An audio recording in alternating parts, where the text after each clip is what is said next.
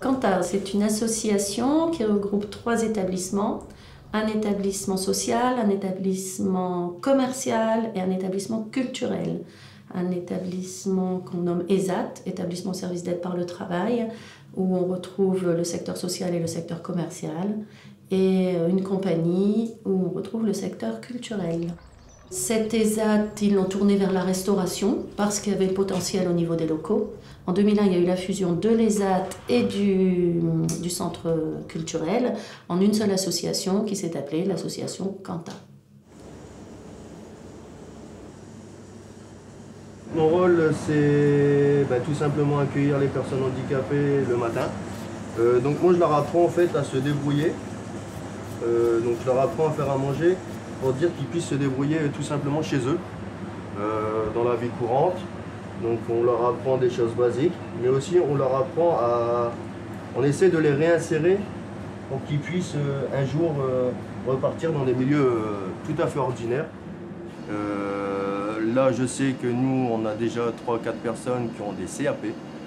Donc là, avec leur diplôme, ils peuvent tout simplement aller travailler dans des restaurants ordinaires. Je travaille surtout des produits qu'on peut trouver dans la région. J'aime bien travailler avec les produits du terroir. Et j'essaye de faire une cuisine traditionnelle, mais un peu plus raffinée, on va dire. Mais tout en travaillant des produits simples. Les travailleurs handicapés, pour venir travailler à Canta, envoient en général un courrier suite à une orientation qui a été faite par la MDPH, la Maison départementale des personnes handicapées. Avec cette orientation, on leur donne des lieux où il est possible pour eux de travailler. Nous, on accueille des personnes qui souffrent de handicap psychique, autistes et psychotiques. Après, si tout convient, ils viennent faire une ou 2 journées d'essai pour voir si le métier leur convient. C'est un métier qui est fatigant, la restauration, donc il faut qu'on teste la fatigabilité des personnes. Et si par rapport au groupe, il est possible de s'intégrer. Le handicap psychique, c'est quand même un handicap très particulier. On prolonge s'il le faut, s'il y a un doute. Et après, les personnes rentrent à Canta s'il y a de la place. On a une autorisation pour 22 personnes. Toutes les activités de Canta se font avec les travailleurs handicapés. Donc on a le restaurant semi-gastronomique, les travailleurs handicapés travaillent en salle et en cuisine. On a dans le restaurant, mis à part les repas journaliers, des repas spectacles et des concerts.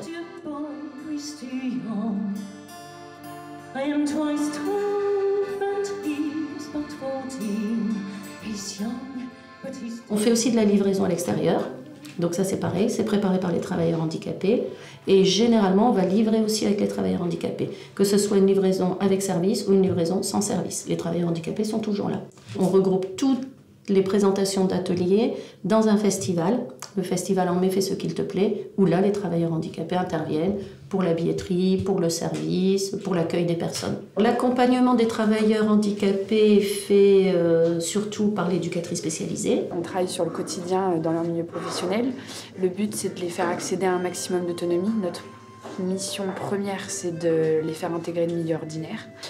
Donc nous, on essaye de faire ça au quotidien avec eux par le biais du coup de l'objet commercial de restaurant qui leur permet d'avoir une formation professionnelle. Et on développe tout ce qui peut pour leur faire accéder à un maximum d'autonomie.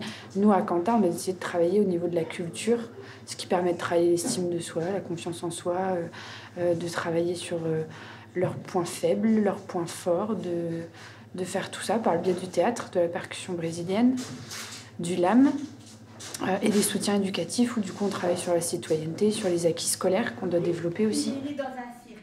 C'est l'histoire de Bobby. Okay. Donc on est un centre culturel, une compagnie.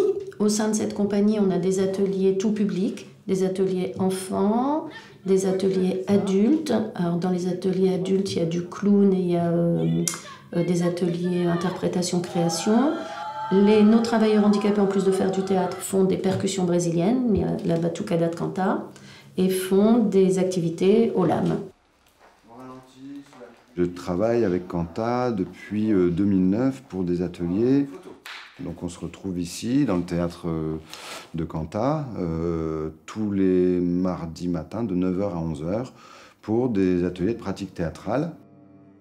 J'ai une gamme d'exercices que je leur transmets qui se base surtout sur la conscience corporelle et le principe de l'acteur créateur de son propre monde. On a commencé avec un échauffement. Et toujours cet échauffement débouche sur des exercices particuliers en fonction du thème du jour. Donc aujourd'hui, on a travaillé sur la vibration, sur la conscience de cette vibration dans le squelette et sur les 5 voûtes du corps qui sont les endroits où résonne le plus la voix. Donc cette mise en relation permet ensuite de travailler sur des gammes de volumes sonores ou de volumes d'air projeté, qui ne sont pas tout à fait la même chose, on distingue les deux. Et ensuite sur de la diction pure, et ensuite sur rajouter l'émotion là-dessus pour être dans une transmission au niveau du public. Et ce que j'adore à Quentin, c'est le théâtre, la cuisine, la salle, le soutien, la batukada. Quand on est devant les gens, quand il y a du monde autour de nous, c'est super. Il y a des moments où on trouve sur des gens super sympas. On rigole entre nous, on déconne et tout.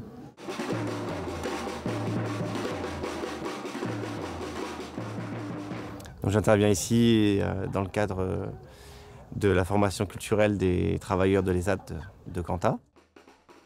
On fait quelques représentations, ce qui permet de valoriser un petit peu le travail qui est fait tout au long de l'année, puis de se produire un petit peu en public. Et puis ça les sort un petit peu du cadre du restaurant. En percussion, donc on travaille un petit peu le répertoire brésilien. Un répertoire qui est très, très vaste, hein, parce qu'une région à l'autre du Brésil, les influences rythmiques ne sont pas les mêmes. Donc on fait du répertoire carioca, donc de Rio, et du répertoire du nord-est du Brésil. Puis c'est très convivial, c'est rythmique, c'est sympa quoi. Et puis c'est physique aussi.